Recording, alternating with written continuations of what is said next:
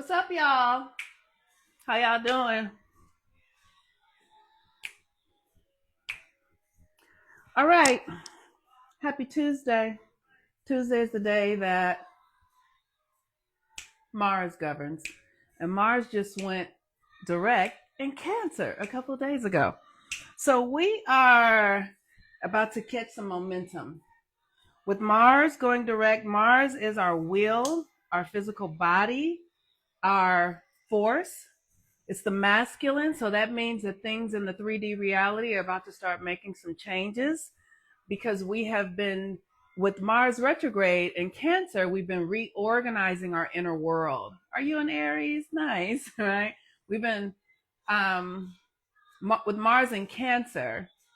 Mars has been in Cancer, and Mars has been in Cancer, and with Mars going direct in Cancer or being retrograde in Cancer, it's been reorganizing our inner world.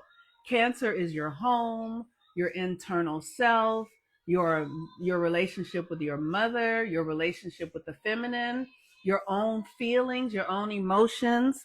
And so we have been reorganizing that energy, and now we are moving forward. There's a forward direction that is beginning to occur. I love this song. I don't know if y'all can hear it. Um, so the moon is in Aquarius today, and that energy Aquarius is about freedom. It's about rebellion. It's about authenticity. It's about innovation. Getting free from the old codes, the old patterns, the old ways of being. And so, with the North Node in Pisces, the sun is in Pisces, and we are,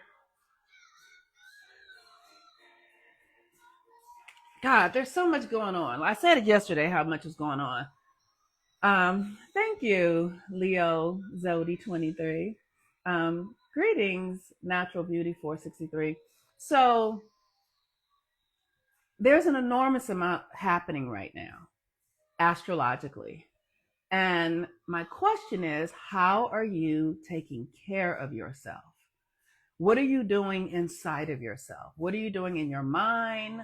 What are you doing in your body? What are you doing to make sure that you are secure, so to say? You know what I mean? Like, how are you securing yourself? How are you creating yourself? Because the thing that's really significant as we are moving ourselves into the age of Aquarius through our consciousness, my hair is all over the place, y'all. It means that we have to really take responsibility for ourselves, right? So, one of the things that I'm noticing about myself is I'm reorganizing the way I think about reality, the way I perceive reality, the story I'm telling about reality. Um, I'm sorry, my cats are. You guys don't fight. Don't fight. Don't fight. Um, Reorganizing the story. 3 months. Nice. I'm reorganizing the story the way I relate to reality, right? So it's very important for us to understand, to conceptualize that we are both masculine and feminine, internally and externally, but men and women, right? And this is an energetic based system, and everything here is based on energy, and the energies are masculine and feminine. The external world that you see with your eyes is masculine. It is the external. And because we live in a world that has been patriarchal and capitalistic, where we have honored things that are external over the internal, where we have denied the internal, how you feel, the mystical, the spiritual, where we have the internal is the feminine, right? So the internal is the feminine, the external is the masculine. We all have an internal world and an external world. Everyone does. But because we have been in a culture and a world that has demanded that we overlook our feelings, and how does this show up? You're a 5-year old and you don't want to go to kindergarten, but they force you to go. but you have a feeling that that's not right for you, but they force you to go, right? And so then you have to go every day and you assimilate to something that doesn't really align with you, and you learn how to overlook your inner feelings. I had a client, um, I still have a client, but this woman that I was working with her regularly, and she has a little girl, like a 4-year-old, and the little girl would be at school crying, and they were like, calling her, telling her, your daughter's crying and your daughter's this, and what we worked on was to help her understand that her daughter was perfectly fine. The school was attempting to teach her out of honoring her emotions, and that it was this mother's job to assure her daughter that her emotions were absolutely necessary, and not to adjust them to make other people comfortable. If you need to cry, cry. If you need to, take a moment, take a moment. So what, the whole class is doing something else. You take care of yourself. You know what I'm saying? So this is what we're up to in our lives, even as adults, the ways that we have circumvented our natural way of being to the way we have circumvented our natural way of being to accommodate the external, to accommodate the masculine, to accommodate men, right? But men are a part of a living experience. As a woman, let me say, as a woman, there have been so many times in my life where I have denied myself to accommodate a man. I remember years ago, I was dating this young man, and when we met, I didn't watch TV at the time we first met. I was like somebody who didn't watch TV because I was trying to use my energy in another way. And he was a big television watcher. And he was like, he just couldn't relax with me not watching TV and not having television shows to talk about and things like that. And so, because I wanted to accommodate him, I started watching TV. And, oh, I'm sorry. I started watching TV, and I started doing what he wanted me to do because that felt like the thing to make the relationship work. But I gave up the endeavor that I was on, which was to become more aligned within myself by not taking in information from the external. And my whole life changed after that. Like, I literally lost my sense of self from something so insignificant, or seemingly so insignificant, because I decided to join him in this television experience. And I totally got detoured. I totally got detoured. And, eventually I came back to it, which is why I'm here now.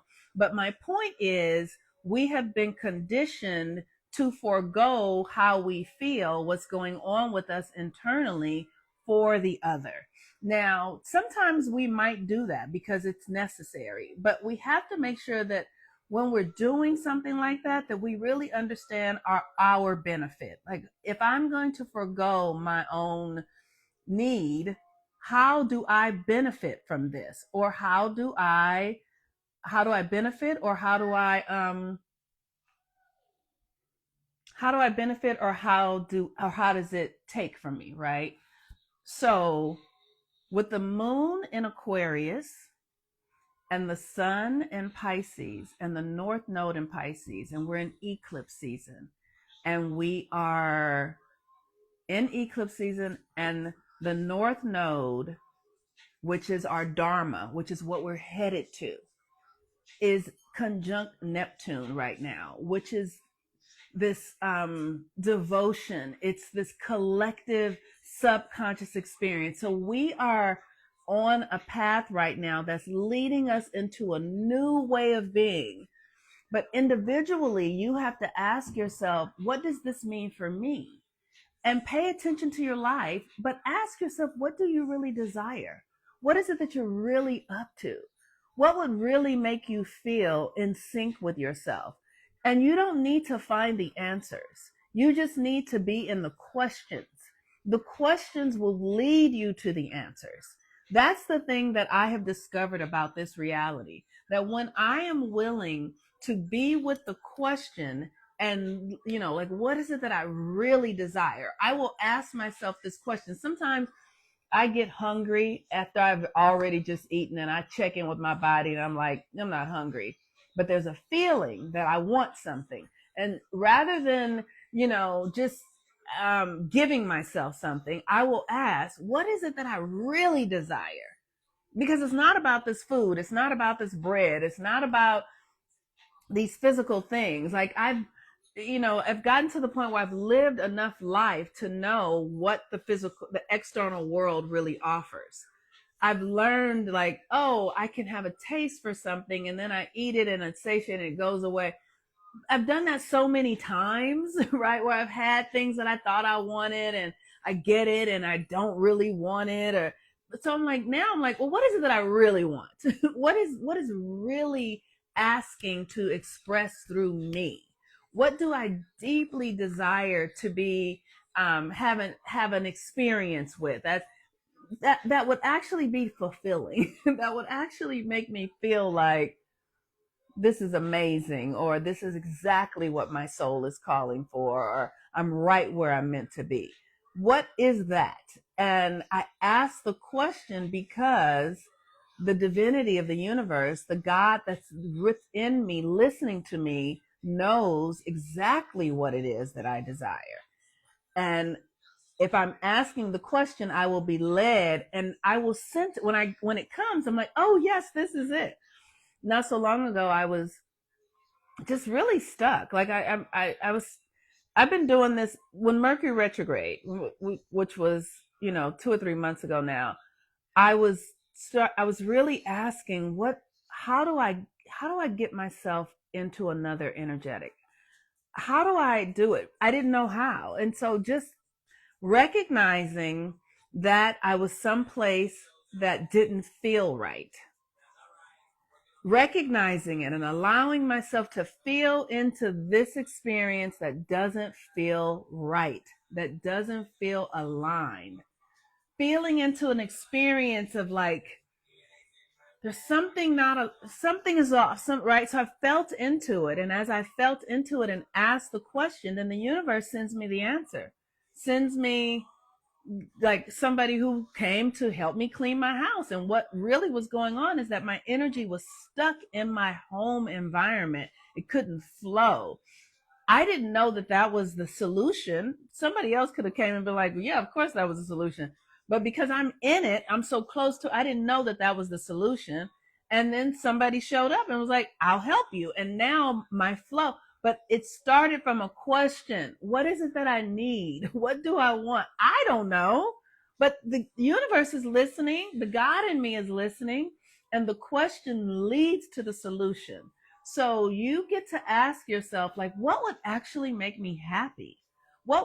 Where is the community that is for me? This moon is in Aquarius right now. The moon is currently where we had the last new moon a month ago. We're going to have another new moon on Thursday in Pisces.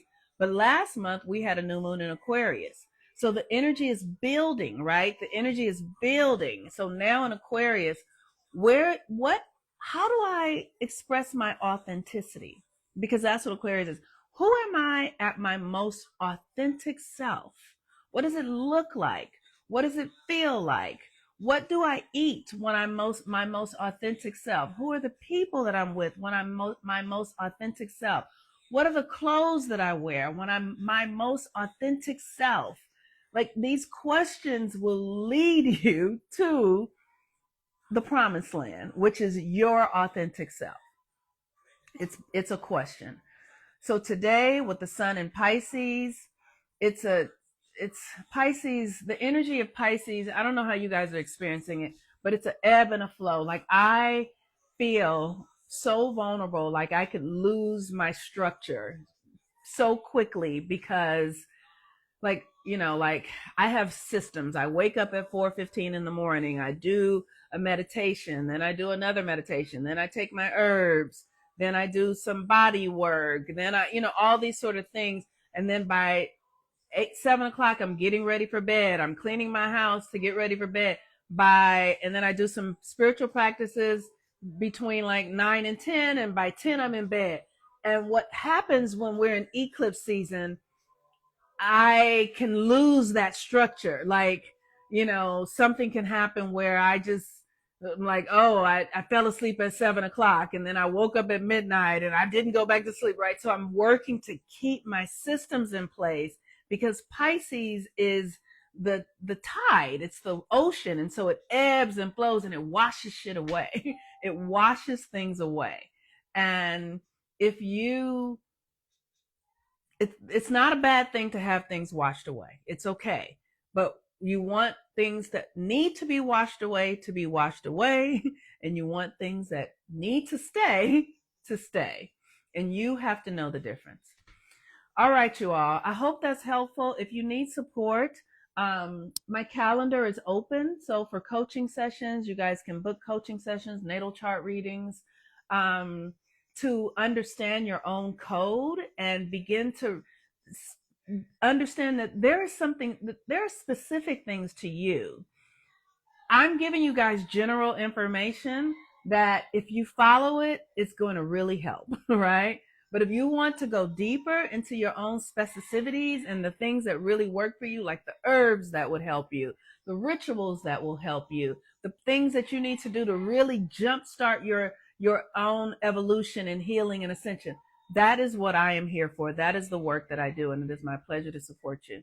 So you can check out my website at healwithmoonmama.com, and you can book your sessions there. And then in a month we will reopen 13 Moons because it closes. For those of you who've been sending me messages and you want to join 13 Moons, with the Daughters of the 13 Moons with Gabrielle, Zelina, and I, it closes. So when it's open, you have like 2 days to register and get in.